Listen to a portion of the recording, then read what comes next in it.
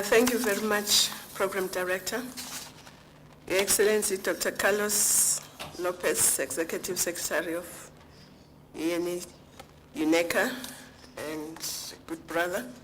Excellency, Minister Dlamini Hambisa, Minister of Science and Technology of the Federal Republic of Ethiopia, my sister, AU Commission of the Economic Affairs, Dr. Anthony Murupeng, Dr. Stephen Kaizis Mugera, Acting Chief Economist and Vice President of ADB, Mr. Eugene Owusu, UNDP representative in Ethiopia, esteemed panelists and participants, Excellencies, ladies and gentlemen, I'm indeed honored to address this year's African Economic Conference on the theme, Knowledge and Innovation for Africa's Transformation. The Science and Technology and Innovation Strategy of Africa, STISA 2024, adopted this year, emphasizes the importance of a skilled workforce, technology, and the use of global and indigenous knowledge for Africa's transformation. In a similar vein, the 2014 African Transformation Report by the African Center for Transformation noted, I quote, economic transformation demands a healthy workforce equipped with knowledge and skills to be highly productive in the workforce and to generate innovations in technologies, processes, products, and services, close quotes. At the same time, there isn't more powerful symbol of our challenges in this regard than the fact that the most common symbol of African agriculture is a woman working in the fields with a handheld hoe. It is therefore not surprising that women have highlighted as one of their immediate aspirations to have this archaic and back-breaking tool to be relegated to the museums.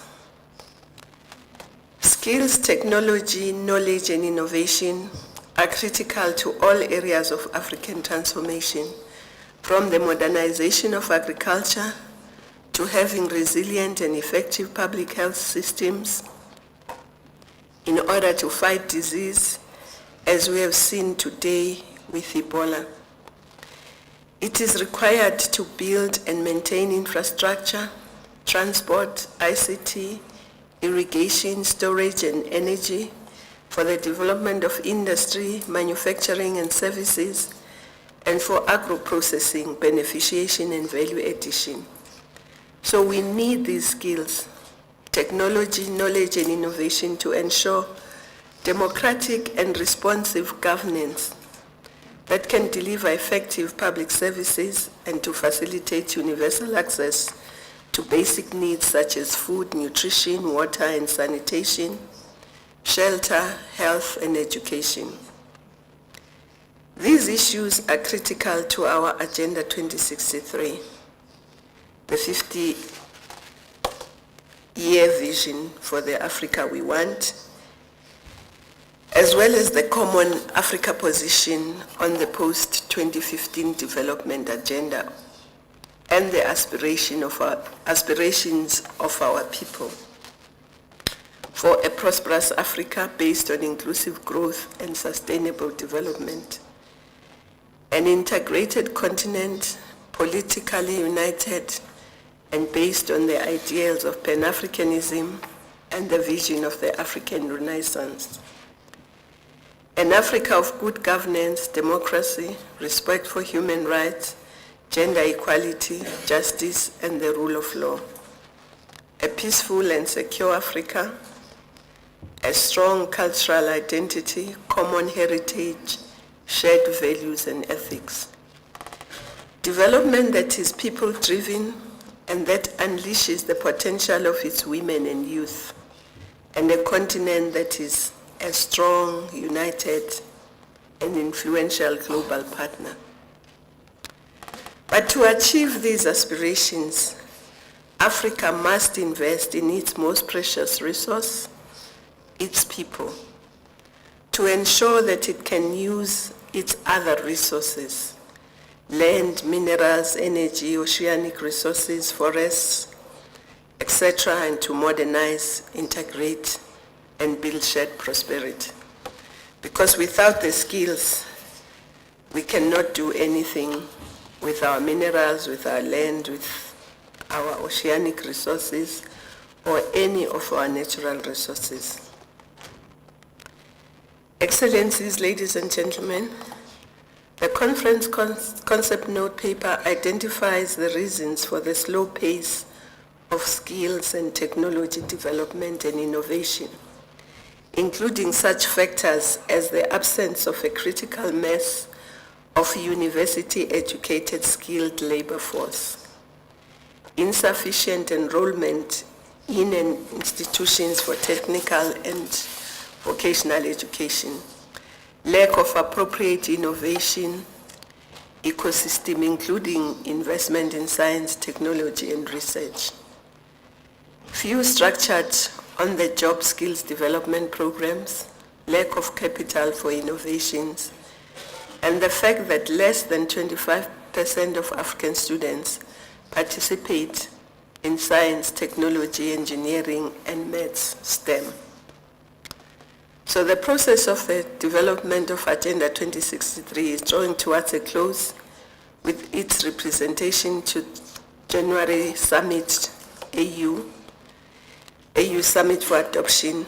Part of this last lap is to identify the critical actions and issues that must be in place during the first decade to enable us to reach a tipping point to ensure sustainable transformation. Clearly, the skills revolution we have been advocating for is one such critical area in order to increase the number of children, boys and girls, in quality secondary education and ensure science, maths, and technology, as well as vocational and technical training, are critical parts of the curricula across the continent. For this, we need to develop teachers, not only at a country level, but across regions, and for the whole continent, sharing resources and using technology. And these days, it should be easy to utilize the good teachers in STEM that we have across countries and across regions if we utilize the technology available today. And of course, strengthening our higher education sector, especially universities, where we have seen increase in enrollment of about 16% over the last decade. Yet this is still insufficient. We must therefore all support the University Summit planned for Dakar, Senegal in March next year, to ensure that we have in place a strategy for investing in higher education. The harmonization of qualifications and curricula, improving access to e-learning, strengthening science, engineering, and maths, and building links between education and the private sector so as to prevent the absurdity of graduate unemployment. Building national, regional, and continental infrastructure and systems for innovation and technology so that our scientists and researchers can share and collaborate with each other, as well as have access to capital to develop and market their innovations. There are lots of examples of innovations that were done in Africa, but commercialized in other parts of the world. So it's important to have capital for the development of what our young people and our scientists innovate. Deliberate strategies to increase the number of girls and women in science, technology and engineering, innovation and technology, from primary to postdoctoral levels, including the number of faculty members. And I don't think I need to emphasize this point. We just need to look around this room and you can see what I mean.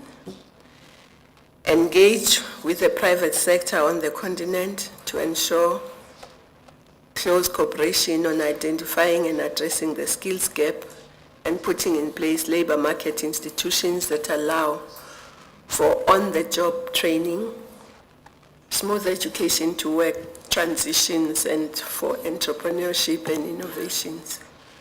We therefore keenly look forward to the concrete actions issues arising from your discussions so that we strengthen Agenda 2063 on these critical matters.